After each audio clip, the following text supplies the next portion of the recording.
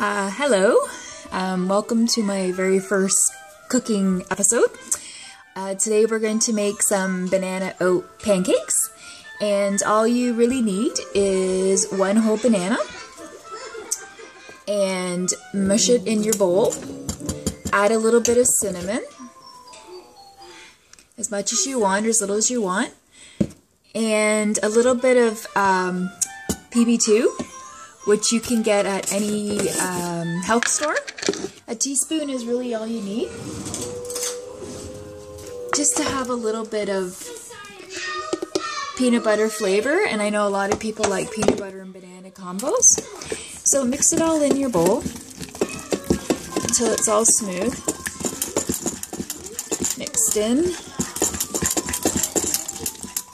and then crack your egg and add that in as well. Mix that in along with 1/3 cup of oats. And it's just the quick oats that you get at the stores. So nothing big, nothing special. It's all doable.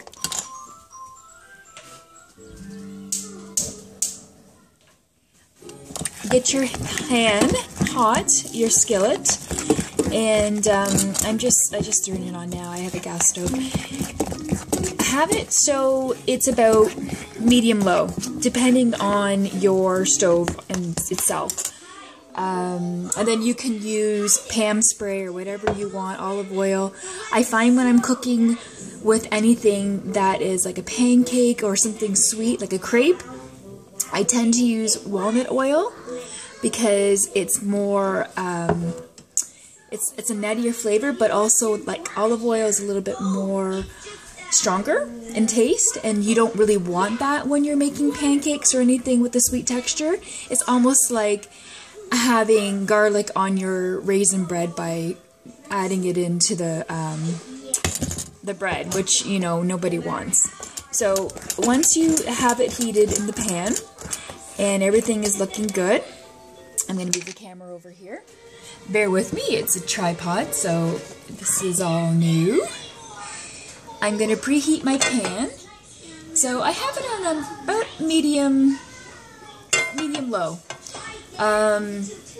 You'll know when it's ready, because everyone makes pancakes, but you know when it's ready when you put a little drop of water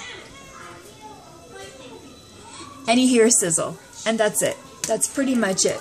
When you're making the banana oat pancakes, it's probably best to use 1/3 cup, just because they do stick, and unless you're using an amazing pan, which I don't have any, they will stick. So keep them fairly low, because if they're, you know, sticking to the pan, they're not going to come off all nice and fluffy like a regular pancake. Because remember, a regular pancake's using the whole wheat flours, and they're using milk and all the other stuff for the rising agents, and we don't have that in the banana pancakes. That's what keeps it low in calories, low in fat, and it's just a simple ingredients that you can pretty much do up a whole bunch of them at once and then throw them in the freezer or the fridge for the week, depending on what your needs are.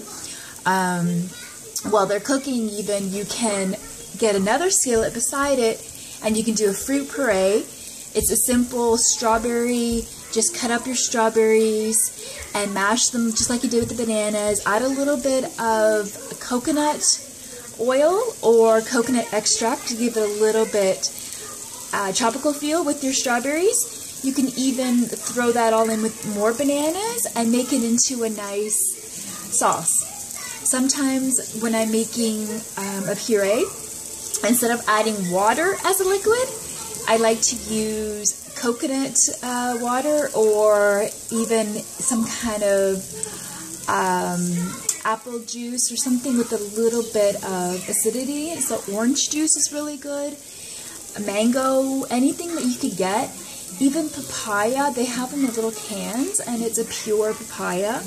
You can add a little bit of that, and it really gives you a nice tropical taste to your berries. That way you don't need to have butter and sugar or anything like that for your pancakes. I mean, I'm not going to tell you you can't have it, because you know me, I love syrup. And today we're going to add a little bit of syrup because it tastes more like a fritter of a donut, and I love donuts. So what we're going to use today is just simple pure maple syrup. Sorry if you can't see that. So our pancakes are starting to get all brown. But see, my pan, like I told you, is not the greatest. So you know what? If they stick, they stick. Just stick them back up again. And then flip them when they look ready. The walnut oil is really best used at a very low temp. But for, you know, camera's sake, we're trying to go a little bit higher just to show you what one looks like done and presented. Because presentation is everything, even if it's to yourself, it's still everything. Because if it looks appetizing on your plate, you're going to want to eat more of it. And you're going to want to eat it, and you're going to enjoy it, and you're going to savor it. So, if I could just flip one to show you what they look like, we will be good. Let me just turn that. Yeah, so it's brown on the other side. We're just going to flip it. And it goes. See, it broke apart. You know what? Who cares? There we go. Like I said, I'm not a chef. I'm just, and you know, I'm making them for myself, so I don't care that I wrecked them. Some people are perfectionists. I'm not one of them. I'm definitely not one of those perfectionist people. I just make food, and if it tastes good to me, it tastes great to me, then that's important. So once you flip them, you notice they're golden brown, just like a regular pancake. The next side won't take too long, you know, just a few minutes here and there.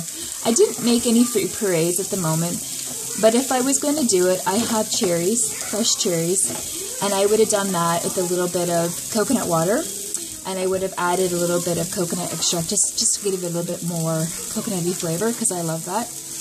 And then I wouldn't need the syrup and anything like that. But for time restraints, I will have to do that another time to show you one of my purees. So if you make a mess like this, and like I said, that's no big deal. Just, you know, do the best you can with it. Stick it on your plate. Enjoy it. Don't worry so much. People worry too much about everything, and you know what? Life is short. Don't I always say that online? Life is short. Just enjoy your life. So take your pancakes. Take your little teeny pancakes. These are actually good when you break them in half, because sometimes you don't want to eat a whole one, and they cook a little better inside. They're still a little gooey, and I know people like gooey bananas, so it's totally up to you what you feel like. So I'll just take the last of it.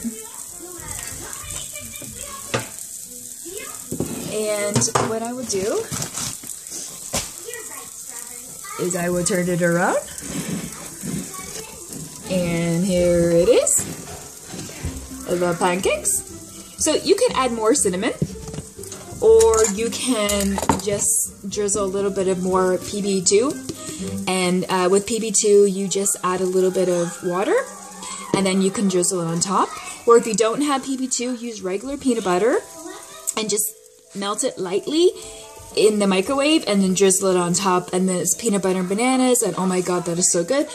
But like I said, I have some maple syrup, and basically all you're doing is just drizzling it, because you know, it's up to you if you want a lot or a little. This is a really good breakfast for when you don't have a whole lot of time. I mean, how long did it take me? Less than, what, 5 minutes? This is simple, simple, simple food. And it's food that we can make big batches of and freeze it again, so it's perfect for that.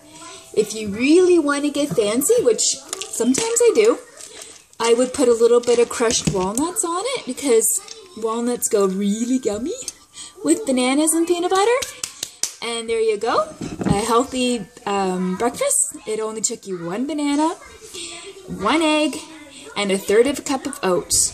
So if we were going to do it by the fixed rules, it would be 2 purples, 1 red, actually half a red, because 2 eggs is 1 red, and maybe a teaspoon of the granola, and maybe a teaspoon of the walnut oil. And that's pretty much it. So if you want to try it, and give me a like and let me know what you think on my page, on the CK Fitness page. Let me know what you think, and we will try to get a few more in there. Okay, thanks everyone for listening. Okay, have a great day. Bye.